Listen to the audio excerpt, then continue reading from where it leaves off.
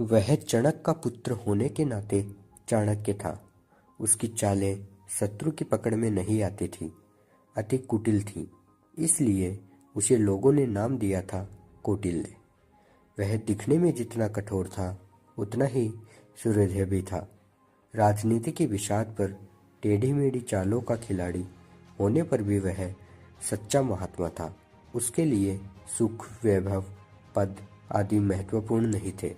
महत्वपूर्ण था देश का अखंड गौरव।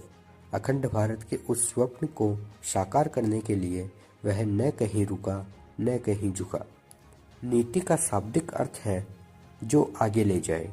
नीति शास्त्र के आचार्यों की वैसे तो बहुत सी लंबी परंपरा है, लेकिन शुक्राचार्य, आचार्य बृहस्पति, महात्मा विदुर और आचार्य चाणक्य इनमें प्रमुख है। आचार्य चाणक्य ने श्लोक और सूत्र दोनों रूपों में नीति शास्त्र का व्याख्यान किया है। अपने ग्रंथों के प्रारंभ में ही वे अपने पूर्ववर्ती आचार्यों को नमन करते हुए स्पष्ट कर देते हैं कि वो कुछ नया नहीं बता रहे हैं।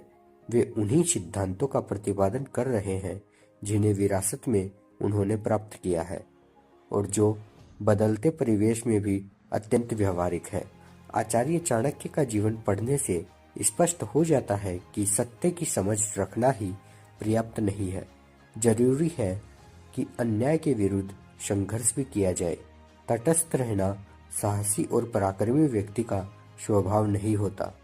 लोगों का मानना है कि सज्जन व्यक्ति का स्वभाव कुटिलता के योग्य नहीं होता।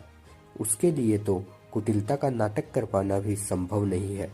लेकिन चाणक्य ने सिद्ध कर दिया कि अपने स्वभाव को बनाए रखते हुए, अर्थात भीतर से सज्जन बने रहते हुए भी दुष्टों को उन्हीं की भाषा में जवाब दिया जा सकता है। श्री कृष्ण और श्री राम जैसे महान पुरुष इसका उदाहरण है।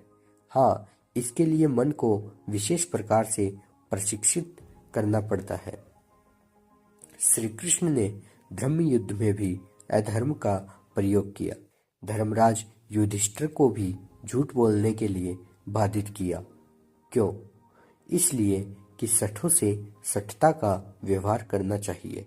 ऐसा करते समय विचारणीय यह है कि यह व्यवहार या प्रतिक्रिया स्वार्थ के लिए की जा रही है या कि उसमें जनहित की भावना समाहित है। दुष्टों का विनाश होना ही चाहिए, भले ही साधन कोई भी हो। चाणक्य का कौटिल्य बनना जनहित के लिए था। उनका स्वप्न था अखंड भारत। इसी के लिए उन्होंने शत्रुओं को उन्हीं की चाल से मात दी। आचार्य द्वारा चलाया गया अभियान आत्मरक्षा का एक अंतिम प्रयास था। इससे चूकने का अर्थ था भारत के अस्तित्व को समाप्त कर देना। जरा सोचकर देखो, यदि आचार्य ने तत्कालीन परिस्थितियों का विरोध न किया होता, विकल्प के रूप में चंद्रगुप्त को स्थापित न किया होता, तो आज के भारत का स्वरूप कैसा होता? नंद के प्रधान अमात्य को चंद्रगुप्त के साथ जोड़ना और उसे गरिमामंडित करते हुए प्रधान अमात्य के पद पर प्रतिष्ठित करना आचार्य की अप्रतिम सूझबूझ और हृदय की विशालता का ही तो उदाहरण है। गुणी को गुणों का सम्मान करना चाहिए। इसके लिए व्यक्तिगत मतभेद मायने नहीं रखते, महत्वपूर्ण होता है जनहित। आचार्य द्वारा लिखित नीति शास्त्र के ग्रंथों को पढ़कर लगता है कि वे बहुआयामी व्यक्तित्व के पक्षधर थे। इसलिए उन्होंने वर्णाश्रम के कर्तव्यों की चर्चा भी स्थान स्थान पर की है। नीति में धर्म और अध्यात्म को आचार्य ने पूरा स्थान दिया है। उनकी दृष्टि में राजनीति यदि धर्म से दूर चली जाए तो उसके भटक जाने की संभावना 100% हो जाती है।